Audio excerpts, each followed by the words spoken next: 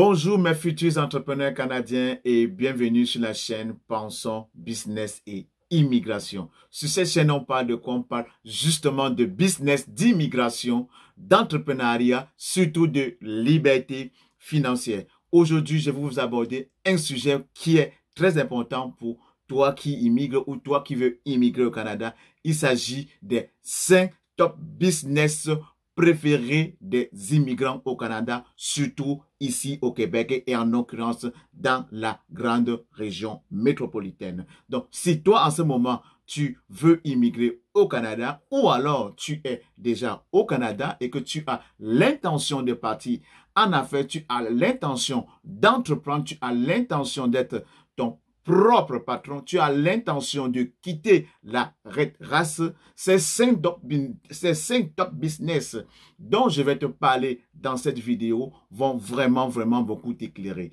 Donc, si cette thématique t'intéresse, reste scotché jusqu'à la fin de la vidéo et on se retrouve comme d'habitude après le jingle. Stay tuned!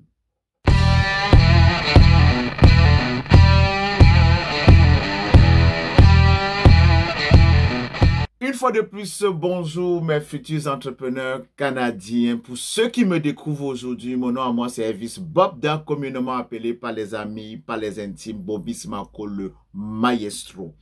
Avant d'entrer dans le vif du sujet, je vais te demander de me donner 4 petits cadeaux. Il faut liker, partager, cliquer sur la cloche de notification et surtout de partager au maximum dans tous tes réseaux. Donc, comme je l'ai dit à l'introduction, je vais vous parler de 5 top business préférés des immigrants au Canada. Donc, sans plus tarder, le premier top business préféré des immigrants au Canada, c'est l'import-export.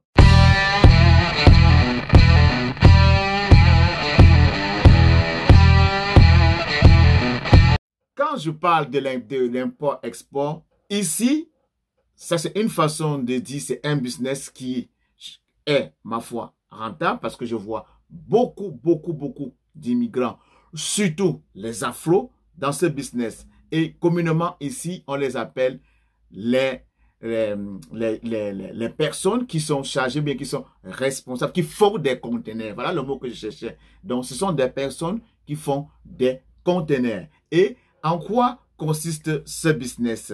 Ce business, il faut tout simplement à la base louer un entrepôt, c'est-à-dire un grand espace où tu vas stocker non seulement tes propres marchandises, mais également les marchandises d'autres personnes. Parce qu'il faut noter que ceux qui font les conteneurs, ceux qui font l'import-export, ceux qui font l'export vers l'Afrique, ils font beaucoup. Ils sont capables, non seulement, ils peuvent transporter leurs propres marchandises donc, dans le pays de destination, dans le pays où ils vont envoyer. Habituellement, ils ont une boutique ou ils ont un magasin, ce qu'on appelle en Afrique la brocante. Donc, ici, soit ils achètent les produits usagés, soit ils vont ramasser, soit ils vont aller demander et ils vont exporter vers le pays d'origine, vers le pays de destination.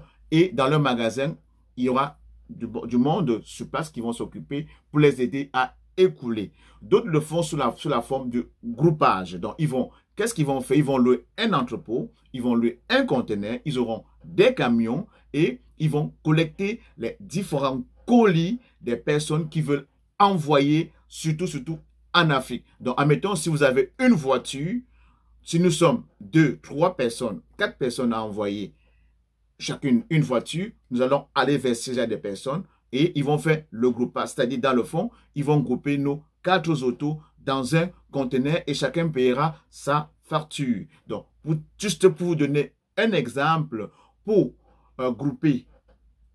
faire le groupage avec une voiture berline 5 places façon ordinaire, les coûts généralement tournent autour de entre 1300 à 1500 $ US dépendamment de la période où vous voulez envoyer. Ils ont également les formules comme les colis, comme les barils, les fûts qui viennent déposer chez vous et vous occuper pour le remplissage.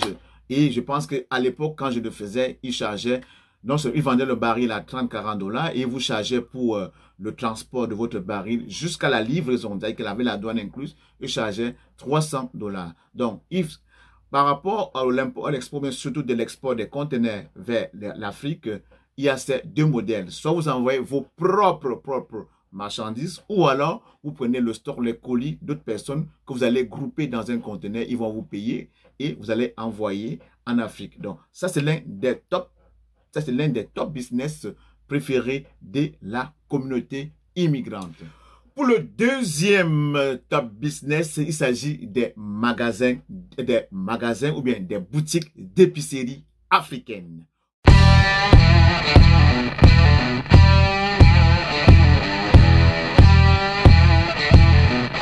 Pourquoi? Parce que ici, on ne peut pas se le mentir, nous sommes toujours attachés à nos cultures. Donc, nous avons beaucoup de misère à nous adapter, surtout à la bouffe étrangère. Ce qui fait que beaucoup de personnes se sont lancées dans cette niche, c'est-à-dire ils importent la bouffe, surtout de l'Afrique, parce que moi je suis originaire de l'Afrique, et ils s'occupent de le commercialiser ici. Ils le font de quelle façon? Ils le font soit par bateau, soit par avion. Vous comprenez que par bateau, c'est beaucoup plus pour les produits secs, comme les épices et les épices, les produits secs. En général, c'est beaucoup plus les épices qui font venir par bateau. Maintenant, par avion, ils vont faire venir des produits qui ont l'obligation, non seulement des produits périssables qui doivent être conservés au frais, comme les fruits et légumes, comme les poissons frais, et bien, j'en passe. Donc, beaucoup d'Africains se sont lancés et sont toujours en train de se lancer dans cette niche de la vente d'épiceries africaines. Pourquoi? Parce que ici, l'épicerie qui a forte dominance qui ressemble un peu à l'épicerie africaine, c'est beaucoup plus, ça vient de l'Amérique du Sud, de l'Amérique latine. Et aussi, il y a un peu l'épicerie indienne qui est semblable à l'épicerie africaine. Mais de plus en plus, la communauté afro est en train de se lancer dans l'épicerie vraiment africaine, où vous allez trouver la bouffe africaine. Donc ça, c'est le deuxième top business préféré de la communauté immigrante. Donc, pour le troisième top business, il s'agit simplement du transport.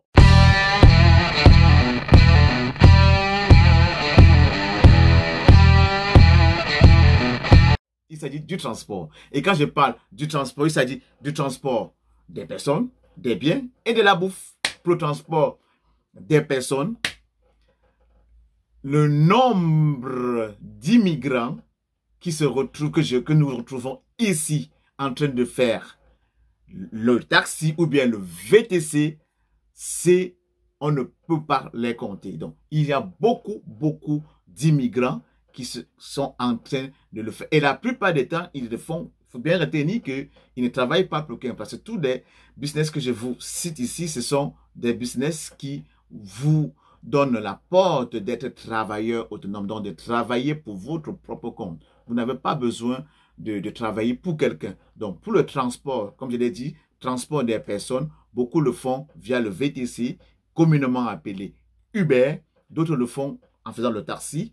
Et pour le transport, je dis des transports des biens, beaucoup vont acheter un camion, ils vont s'occuper de transporter les biens et meubles, c'est-à-dire qu'en fait de la livraison, ils vont signer des contrats avec des grands magasins pour pouvoir aider ces magasins en livrant les meubles ou bien les électroménagers ou bien des gros morceaux des clients de ces magasins dans leur domicile respectif. Donc, il y a le transport des personnes, transport des biens et aussi également ce qui a été populaire surtout pendant les 2 ans de confinement qu'on a eu avec lié au coronavirus, le transport de la bouffe, c'est-à-dire que la livraison de la bouffe. Donc, ils vont vous acheter votre voiture, vous allez contacter les différents restaurants ou bien les pizzerias, vous leur offrez vos services de livraison et ils vont vous payer à chaque plat ou à chaque pizza livrée. Donc, ça, c'est également un business que on y retrouve beaucoup d'immigrants. Le business des transports. Donc, retenez bien, transport des personnes, des biens et transport de la nourriture. Pour le quatrième business préféré de la communauté immigrante, il s'agit de ce que nous appelons vulgairement GMF. Garderie en milieu familial.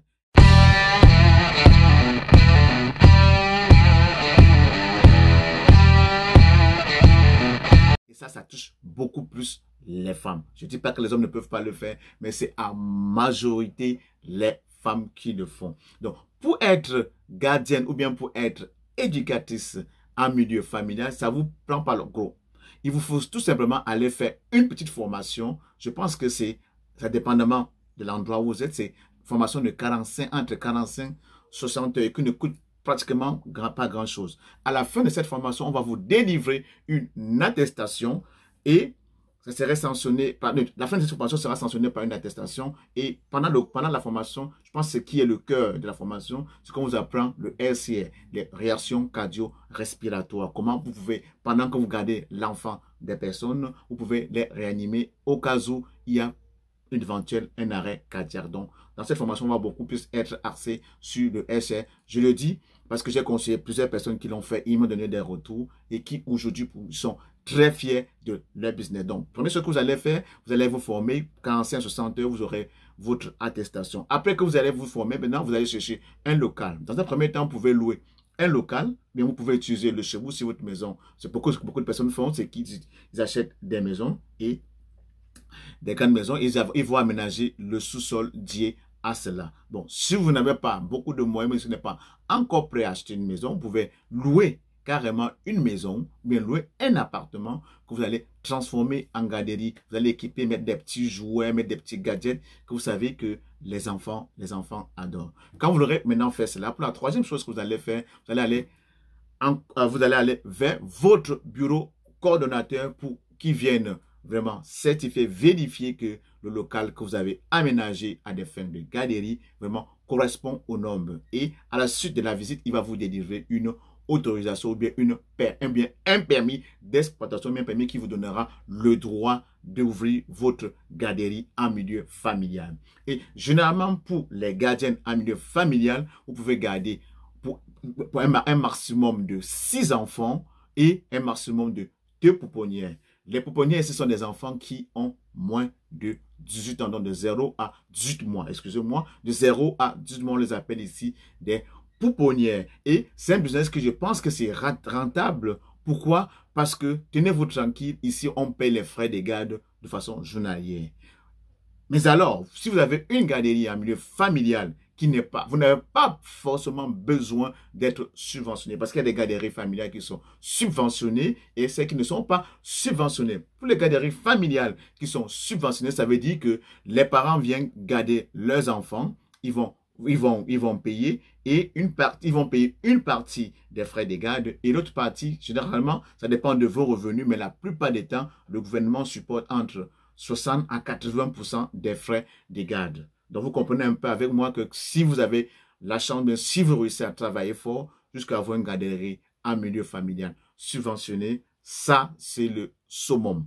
Mais alors, il y en a qui travaillent, qui ouvrent leur garderie, qui ont leur garderie en milieu familial, mais ils n'ont pas besoin, ils n'attendent pas à être subventionnés, ils commencent déjà à faire rouler la business. Donc, pour donner, juste un peu pour donner quelques chiffres, pour garder ici au Québec, où je suis, les frais de garde journaliers pour un enfant, c'est-à-dire que le montant que vous allez débourser pour payer, pour qu'on garde votre enfant par jour, quand la garderie n'est pas subventionnée, ça s'élève facilement à 50 $ par jour par enfant. Donc, si vous avez la chance que vous travaillez bien, vous avez 6 enfants à garder, tenez-vous tranquille, faites seulement 50 $ fois 6. Ça vous fait combien? Ça vous fait 300 $ que vous aurez minimum par jour. Bon. Et quand l'enfant est encore pouponnière, les frais sont très élevés. Bon, notez également que quand la garderie elle est subventionnée, le parent aura juste à vous débourser 8,50 $ et la balance. Donc, si vous avez tablé votre frais de garde à 50 $, la balance de 8,50 $ qui est 42 qui est 42 dollars, 8,50 qui est 41,50 $, ça serait payé par le gouvernement. Donc, pour moi, c'est un business qui est vraiment, vraiment très, très rentable et le retour sur investissement est immédiat. Vous n'avez pas besoin de grosses formations. Vous n'avez pas besoin aussi de beaucoup d'argent pour le faire. D'ailleurs, en ce moment, si vous vérifiez, on dit qu'au Québec, il y a plus de 50 000 enfants qui sont en attente de trouver une garderie. Retenez bien ceci, plus de 50 000 enfants qui sont en attente de trouver une garderie. Donc, si vous positionnez sur cette niche, vous conseillez votre conjointe de positionner sur cette niche, c'est sûr qu'il y a un besoin accru. Il y a un besoin accru. Donc, retenez bien, 4e business, GMF, garderie en milieu familial. Donc, pour le dernier business, j'ai gardé, comme on dit souvent, on garde le gros pour la fin, on garde les bisous pour la sieste. Il s'agit bien évidemment de la coiffure.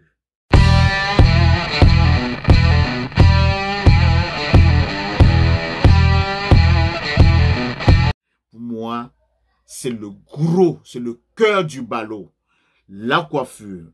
Je l'ai dit dans l'une de mes précédentes vidéos que l'une des choses que je conseille à tous ceux que j'accompagne, à tous ceux que je mentorise qui veulent immigrer au Canada, c'est d'apprendre la coiffure. Et quand je parle de coiffure homme et coiffure femme. Bon, pour les femmes, généralement, je ne parle pas seulement de coiffure, je parle du volet esthétique. Parce que dans le volet esthétique, ça regroupe et la coiffure, la manicure, la pédicure. Donc, tout cela, c'est un business, c'est une niche qui est rentable. Pour la coiffure, vous n'avez pas forcément besoin d'avoir un local. Vous pouvez le commencer le faisant de façon ambulatoire. C'est-à-dire, vous avez votre matériel, vous avez votre auto, vous le chargez dans votre auto et un client est dans le besoin, il vous sollicite, vous le facturez le déplacement. Donc, je dis bien, vous le facturez le déplacement. Vos frais, vos honoraires ne sont pas inclus dans le déplacement. Donc, vous pouvez commencer sur cet angle-là. Maintenant, pour les femmes, surtout parce que je vais plus m'attarder sur le volet, la coiffure femme. Pour les femmes, vous pouvez, si vous n'êtes, parce qu'il y en a beaucoup qui m'ont dit, mais Bobby, on n'a pas de voiture, on vient d'arriver. Oui, si vous venez d'arriver, ce n'est pas un problème. Vous avez un logement, vous habitez quelque part. Donc, pour beaucoup que je conseille, que je vois faire aussi, et que ça marche très bien, ils utilisent dans un premier temps même leur salon. Leur salon pour coiffer. Qu'est-ce qu'ils font? Ils placent des annonces via les différents sites, dont les plus populaires, c'est Kijiji et Black Market ou bien Facebook Marketplace. Et les clients les contactent, ils donnent rendez-vous, ils donnent l'adresse de leur domicile, ils viennent, ils closent le deal. Cette niche est rentable. Pourquoi? Parce que je vais vous donner juste quelques petits chiffres. Parce que vous aimez bien les chiffres. On ne peut pas vous dire qu'un business, bien que, oui, qu'un Busgo est rentable si on ne vous parle pas des chiffres. Juste pour ce qu'ils appellent le twist sénégalais. C'est-à-dire, je vais vous laisser sûrement quelque part la photo. Vous allez voir, ça prend minimum entre 200 et 150 $ pour faire une twist sénégalaise. Pour faire juste les tresses, comme ils appellent, sans mèche, c'est entre 30 $ et 50 $. Donc ça, c'est juste la technique, votre main d'œuvre. Pour la pose de la greffe, c'est-à-dire que vous venez avec votre greffe, pour juste poser la greffe, il y en a qui chargent facilement 60 $ pour un boulot, ou bien pour quelque chose que vous allez faire qui vous prendra même pas 1 heure de temps. Donc, en faisant ce business, ce que je conseille beaucoup à ceux que j'ai suivis, que j'ai accompagnés, je leur demande parfois d'acheter leur propre mèche. Donc, vous achetez le mèche, vous revendez, parce qu'il y a des clients qui vont dire non, je n'ai pas de mèche. Donc, en leur offrant le service de coiffure, vous leur vendez vos produits en vous faisant toujours une marge. Donc, ça, c'est hyper rentable. Maintenant, pour la coiffure homme, elle aussi, elle est rentable. Un simple exemple. Pas plus tard qu'il y a quelques jours, j'ai mon garçon qui voulait se coiffer. Habituellement, c'est moi qui le fais. Bon, il est rendu grand, il s'est dit que bon, papa ne fait plus les choses, il est ado, papa ne fait plus les choses selon mon goût. J'ai dit, ok, moi, question de coiffure, parce que lui, il aime bien faire ce qu'on appelle communément le dégradé. On l'a chargé 30 $ pour faire le dégradé. Et si vous faites ce dégradé, ça a pris moins de 20 minutes. Moins de 20 minutes pour 30 $. Donc, dites-vous que en l'espace d'une heure, ils sont capables, si vous avez la main, de coiffer 4-5 têtes. Vous voyez là le profit que vous pouvez vous faire. Faites vous-même les calculs. Donc, la coiffure, que ce soit homme ou femme, c'est une niche qui est rentable. Et alors, comme je l'ai dit, pour les femmes, quand vous allez quand vous allez commencer dans votre petit salon, si la business grandit, et généralement, ce type de business, ça va de bouche à oreille. Et ce que je n'ai pas dit, c'est que la plupart des temps, les paiements se font cash. Vous comprenez? Vous avez tout compris. Donc, si votre business a grandi et que vous avez plus de clientèle, votre salon de la maison ne peut plus les contenir, ce que je suggère, ce que je conseille à beaucoup, vous pouvez louer un appartement, un 3,5, que vous pouvez faire de cela votre salon de coiffure. Et si ça continue toujours de grandir, vous pouvez aller maintenant ouvrir pour les hommes ce qu'ils appellent les salons barbiers. Et pour les femmes, vous allez ouvrir les ateliers, ils appellent ça les ateliers de coiffure. Ici, vous allez prendre 1 ou 2 personnes que vous pouvez vous-même former à travers avec vous. Et à ce moment, vous allez faire beaucoup d'argent. Donc, les amis, je ne veux pas continuer, je ne veux pas être trop long dans cette vidéo. Donc, toi qui en ce moment, tu réfléchis, tu veux immigrer au Canada, ou toi en ce moment, tu es déjà au Canada et tu travailles par exemple et que ton salaire ne te permet pas toujours de joindre les deux bouts, ou alors tu n'as même rien à faire, tu es désœuvré, tu réfléchis, tu ne sais pas dans quel, tu as le goût de te lancer en affaires, tu as le goût d'entreprendre, va parmi ces 5 top business, tu choisis ce qui va le plus te correspondre. Et si tu veux en savoir plus par rapport à l'un des 5 top business, laisse-les moi en commentaire. Et surtout, ça me fera toujours plaisir de te répondre ou alors même faire de cela l'objet d'une prochaine vidéo. Donc, j'espère que vous avez aimé. Et comme d'habitude, n'oubliez pas de vous abonner, de liker, de partager et de cliquer sur la cloche de notification pour ne manquer aucune de nos nombreuses vidéos. On va se retrouver à très bientôt pour une nouvelle vidéo. Ciao!